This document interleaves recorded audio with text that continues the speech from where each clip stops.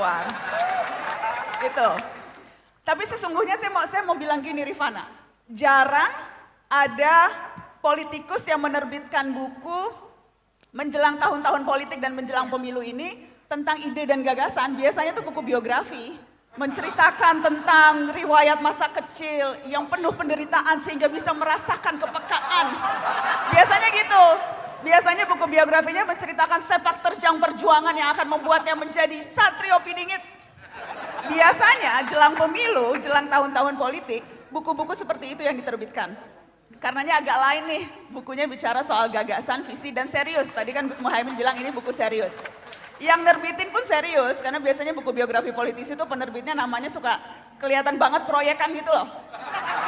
Tapi ini yang nerbitin LP3ES loh, ini yang reputasinya serius, menerbitkan disertasi, menerbitkan terjemahan. Jadi sekali lagi itu lainnya itu Gus. Tetapi yang menurut saya paling menarik di buku ini terutama di bab 3. Saya serius loh baca buku ini. Bab 3 itu beneran. Saya kalau dikasih sesuatu serius, nggak kayak wakil rakyat kadang nggak serius kan. Nih, mohon maaf kepada teman-teman anggota DPR yang ada di sini. Partai politik, demokrasi, dan tata kelola kelembagaan. Dan menurut saya inti dari bab ini, termasuk inti dari buku ini Caimin, ketika Caimin bilang partai politik dan instrumen demokrasi bukan demokrasi warung kopi.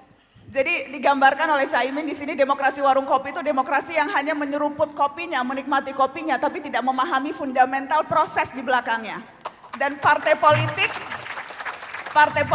saya mengutip Caimin di sini, partai politik itu nyawa atau rohnya demokrasi. Tapi rasa-rasanya deskripsi soal demokrasi warung kopi ini juga bisa tercermin dari partai politik kita hari-hari ini. Hanya bisa menikmati kopi tapi nggak bisa menjelaskan, nggak bisa tahu bagaimana proses pengolahannya, bagaimana petaninya, bagaimana lahannya. Semuanya nggak diurus, yang diurus cuma nikmatnya menyeruput kopi. Jadi, dan menurut saya seperti halnya tertulis di buku ini, itu PR terbesar negeri kita sekarang. Mohon maaf kepada para pengurus partai politik termasuk kepada Caimin, rasa-rasanya instrumen demokrasi yang paling tidak mereformasi dirinya sejak zaman reformasi itu partai politik. Dan itu dengan gamblang diakui di buku ini. Buku ini berisi gagasan-gagasan yang ideal. Gagasan tentang bagaimana Indonesia seharusnya menjadi. Dan saya menilai gagasan-gagasan itu, Gus Muhaimin, itu seperti otokritik. Jadi rasa-rasanya ketika Gus Muhaimin menggambarkan kondisi ideal, di tengah situasi yang kita sama-sama tahu tidak ideal, itu sesungguhnya kritik terbesar dari seseorang yang sudah berkuasa selama 20 tahun, memegang jabatan penting negeri ini, dan juga menjadi ketua umum partai yang bukan partai ece-ece loh PKB. Bukan partai 0, loh, partai yang berhasil menempatkan kader-kadernya di kabinet, partai yang punya banyak kepala daerah, yang bahkan katanya bisa menentukan siapa dulu wakil presidennya kan. Jadi, ini partai serius, dan Caimin bilang tadi di awal, ini sesuatu yang harus serius dibahas. Tetapi memang akhirnya, kerap kali kita harus kecewa. Dan itu menurut saya jadi salah satu tantangan terbesar seorang penulis buku yang juga sudah memegang kekuasaan selama ini Caimin. Berbagai gagasan ideal yang ada di sini digambarkan dengan sangat jitu. Tetapi ketika dihadapkan dengan apa yang kita lihat sehari-hari itu menjadi ironi. Soal partai politik, kita tahu demokrasi internal di partai politik itu hampir tidak ada kalau mau diakui. Anggota-anggota DPR dan DPRD kita kerap kali tidak bisa menyampaikan sikapnya secara independen terhadap isu-isu yang penting dan signifikan pada publik. Karena semuanya ditentukan oleh apa kata orang-orang di atas, paternalistik. Coba sebutkan satu isu legislasi yang penting. Revisi Undang-Undang KPK, Omnibus Law. Hampir tidak ada dinamika pertarungan ide di sana. Wakil-wakil rakyat kita tidak independen dan secara mandiri menyampaikan apa yang menjadi keresahan konstituennya. Dan itu menurut saya salah satu PR terbesar kalau kita bicara partai politik saat ini. Jadi mohon maaf wakil rakyatnya seragam, wakil rakyatnya menjadi tidak menarik karena semuanya tergantung apa kata atasan. Dan menurut saya itu bisa jadi satu hal yang kerap kali akhirnya seperti yang Caimin katakan di sini, membuat orang menjadi apatis terhadap politik dan tidak melihat partai politik sebagai cara untuk bisa mendapatkan kesejahteraan. Itu. Yang juga saya ingin kutip spesifik dan saya bacakan di sini, Gus, adalah kalimat yang Gus Muhaimin tulis di bab 3. Ketika Caimin bilang, model atau format sistem politik yang demokratis harus memiliki stabilitas jangka panjang dan berlaku secara permanen. Tidak diubah dan diganti dalam setiap momen politik tertentu. Disinilah dibutuhkan konsistensi dan kedewasaan semua pihak untuk selalu patuh terhadap sistem politik yang disepakati bersama. Dan kita tahu demokrasi dibangun dengan esensi salah satunya pembatasan kekuasaan dan jenis kekuasaan. Dan itu artinya kesepakatan kita bersama adalah ketika presiden ya 2 periode ya 5 tahun. Karenanya ketika ada usulan dukungan muncul penundaan pemilu yang berarti membawa konsekuensi pada perpandahan jabatan presiden.